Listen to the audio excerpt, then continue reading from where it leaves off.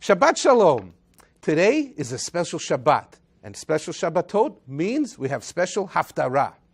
What is this week's Haftorah? It's called Machar Chodesh. Translated, tomorrow is the new moon.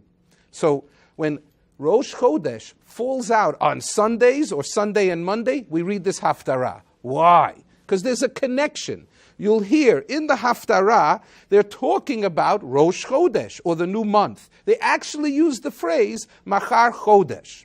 So let's just go through the main points. That was the connection. Now let's talk about who the main characters are. It's King David, David HaMelech, and his best friend, Jonathan. Now, how do these two guys come together? Who is Jonathan's father? Shaul, the king of Israel, who's on his way out. He's the lame duck king. Who's David? He is ascending the throne. There's a transition about to go on. David, in a two-step process of being made kings. First step is you're anointed with oil. When you have the word Mashiach, Messiah, it means anointed. The second part, that was private, the second part is the coronation.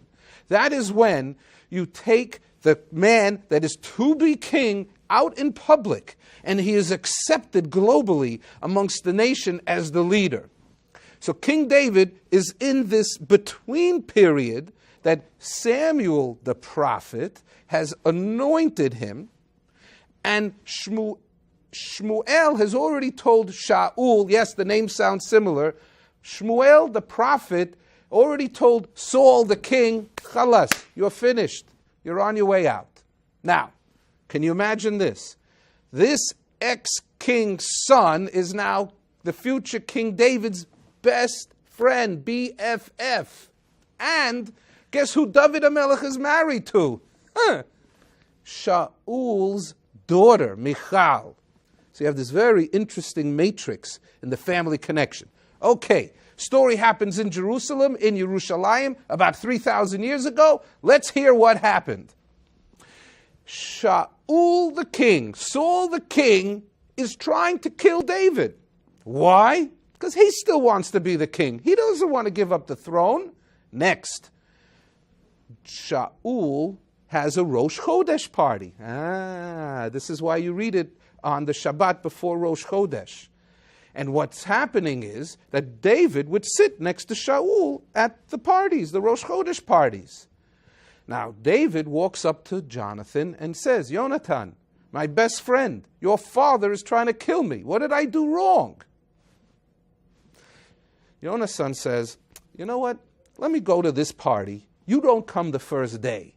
I'll see what happens. I'll test the waters. If he doesn't say anything, that's good. If he says something, fine. On the second day, the story goes, is when all the action happened. So let's see what the setup is.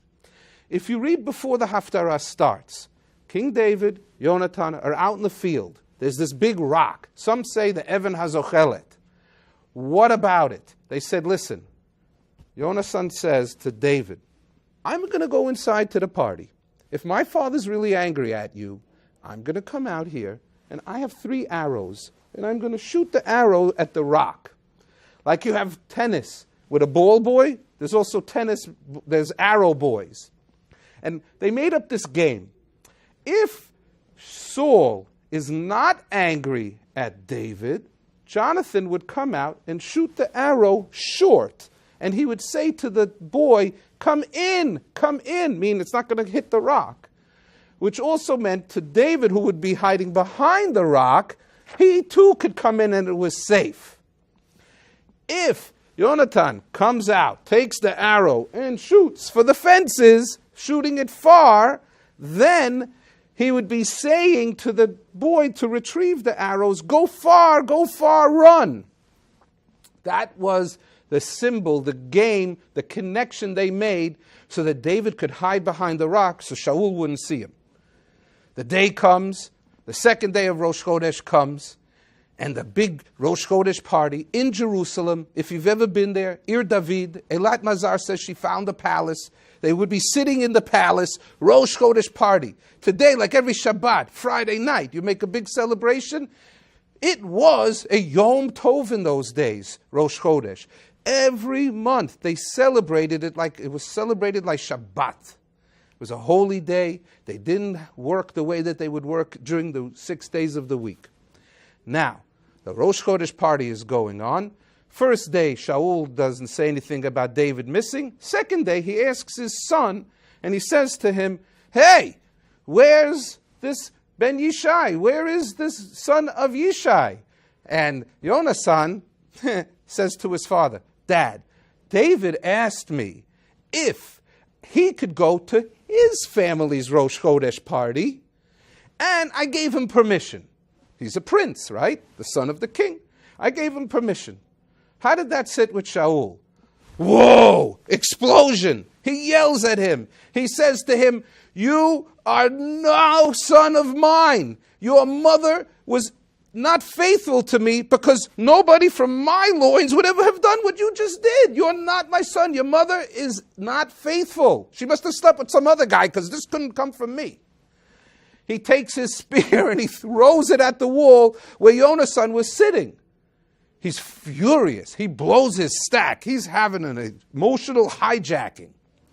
Okay, guys, you want to guess what happens when Yonasan goes outside to where the rock is? He goes outside. He's trembling. The arrow boy is with him. David is hiding behind the rock. He pulls the arrow and he points it upward and he pulls it back all the way. Why? He's shooting the arrow as far as he could. And he screamed to the boy, go far, go far. Indicating to David, King David, you better get out of here if you want to stay alive. My father's going to kill you. David gets the message. And in one of the most beautiful moments in all of biblical literature, these two men, think about it. Yonasan, if he denied David being the next king, he was going to be king after his father passed away. He gave that up. And what he did is he said, I'm not doing what's good for me. I'm doing what's good for the nation. This man was appointed by God to be our king. He must lead us. I must back that up. David comes from behind the rock. They realize that it was safe enough to do that. And they look at each other and they say, listen, we will keep the promise we made with each other. No harm will ever come to your family, David. You, if something happens, I'm going to protect your family. And David said the same thing earlier to Yonasan. You will be protected by me. No harm will come to you. I don't care what your father's trying to do to me. So there's a brotherhood and a oneness. When two people love each other and connected, it's far stronger than one individual making an effort. It's a great friendship. It's the equivalent of great marriages. Great bonds are much greater than the parts. And that moment on, they looked at each other, they kissed each other, they hugged each other, and they ran. David ran for his life. And that is this great story of Machar Chodesh. So now let's bring it back. We read it because the next day was going to be Rosh Chodesh, and all of us know that these are new beginnings and new opportunities and new chances. And whatever we've been struggling and dealing with in the soap opera of it, we say, Chalas, stop, finish. I want to start again, fresh, clean slate. And I want to go forward with God happily. Shabbat Shalom. Tomorrow is Rosh Chodesh.